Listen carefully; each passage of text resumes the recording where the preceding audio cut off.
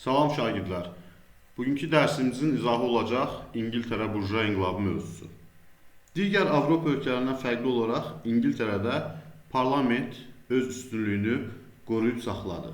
Parlamentin səlahiyyətləri çox olduğundan İngiltərədə mütləqiyyətin formalaşmasına imkan vermədi. 17-ci əsrdə artıq İngiltərədə yeni zadəganlar və burjuaziya təbəqəsi meydana çıxmışdı. Yeni zadəganların meydana çıxması və möhkəmlənməsi 17-ci yüzilliyin birinci yarısında İngiltərədə sosial quruluşun mühüm xüsusiyyətlərindən biri idi. Yeni zadəganlar kimlərdir? Yeni zadəganlar muzlu əmək tətbiq etməklə təsərrüfatı kapitalistcəsinə inkişaf etdirən bir təbəqədir. İngiltərədə şəhər həyatı Fransa və İspaniyaya nisbətən daha azad idi. Bu dövrdə zadəganlar hələ də kəndlilərin torpaqlarını çəpərləmələr yolu ilə ələ keçirərək onları otlaqlara çevirirdilər. 17-ci əsrin birinci yarısında İngiltərə siyasi cəhətdən mütləqiyyət ölkəsi olsa da, burada mütləqiyyət Fransa və Avstriyadakı qədər güclü deyildi. Bunun izahını verdik ki, çünki burada parlament öz səlahiyyətlərini əlində saxlaya bilmişdi. İngiltərənin iqtisadi və sosial həyatındakı dəyişikliklər dini sahədə puritançılığın geniş yayılması ilə müşahidə edilirdi. Puritanlar İngilis protestantları idi. Anglikan kilsəsinin dəbdəbəli kilsə ayinləri zamanı israfçılığına qarşı çıxan bidətçilərə İngiltərədə verilən ad puritanlar adlanırdı. Puritanlar Anglikan kilsəsinin quruluşunu tənqid edir, bahalı ibadətlərin ləğvini tələb edirdilər. 1603-cü ildə hakimiyyətə gəlmiş Stuartlar sülaləsinin ilk nümayəndəsi olan 1-ci James hesab edirdi ki, krallar ilahi hüquqa malikdir. Buna görə də özünün hakimiyyətini məhdudlaşdıran istənilən addımlara qarşı çıxırdı. Stuartların Fransa və İspaniya ilə yaxınlaşması isə narazılığı daha da artırırdı. Avropada 30 illik müharibə gedərkən İngiltərə kralı da Şotlandiya ilə dini müharibələr apardı və bu İngiltərənin xəzinəsini xeyli boşaltdı. Xəzinəni doldurmaq istəyən 1-ci Charles 1640-cı ildə vergiləri təyin etməyə icazə almaq üçün parlamenti çağırdı. Lakin istədiyinə nail ola bilmədi. Bu parlament 1653-cü ilə qədər fəaliyyət göstərdiyindən uzun müddətli parlament adlanır. Parlament ali qanunverici və icra hakimiyyəti öz əlində cəmləşdirmişdi. Parlament kralın yeni vergilər təyin etmək hüququnu qadağan etmişdi. Parlamentin qərarı ilə siyasi məhbuslar azad edilmişdi. Yeni qanuna əsasən parlament kralın iradəsindən asılı olmayaraq 3 ildən bir çağırılmalıydı. Buna görə də 1640-cı il İngiltərə parlamentinin çağırılması İngiltərədə burjua inqilabının başlanması hesab olunur. 1642-1646-cı illərdə İngiltərədə parlamentlə kral arasında vətəndaş müharibəsi baş verdi. 1645-ci ildə baş vermiş Neysbi döyüşündə parlamentin ordusu qalib gəldi. Parlament qalib gəldikdən sonra torpaq məsələsini birtərəfli qaydada burjuaziyanın və yeni zadəganların xeyrinə həll etdi.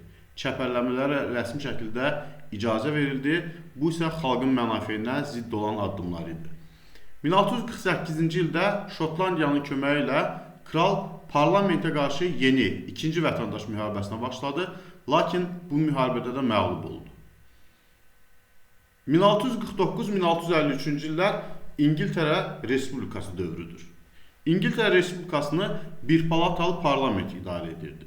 Ali qanunverici hakimiyyət parlamentdə, icra hakimiyyəti isə dövlət şurasına məxsus idi. 1649-cu ildə İrlandiya və Şotlandiya işğal olundu, Hollandiya və Portuqaliya isə məğlub edildi. 1653-cü ildə Oliver Cromwell özünü Lord Protector elan edərək ölkədə diktatura rejimi qurdu. Beləliklə də 1653-1660-cı illərə əhatə edən Lord Protectorluq dövrü başladı. 1660-cı ildə 2-ci Charles'ın taxta çıxması ilə İngiltərədə Stuartlar sülaləsi bərpa edildi. Charles bəyannamə ilə çıxış edərək bildirmişdi ki, inqilab iştirakçılarına bəraət veriləcək, lakin verdiyi vədlərə əməl etmədi. 1685-ci ildə 2-ci James Stuart İngiltərə kralı oldu. 1688-ci ildə İngiltərədə çevriliş baş verdi və hakimiyyətə Oranlı Wilhelm gətirildi. Bu çevriliş qan tökülmədən həyata keçirildiyi üçün şanlı inqilab adlanır.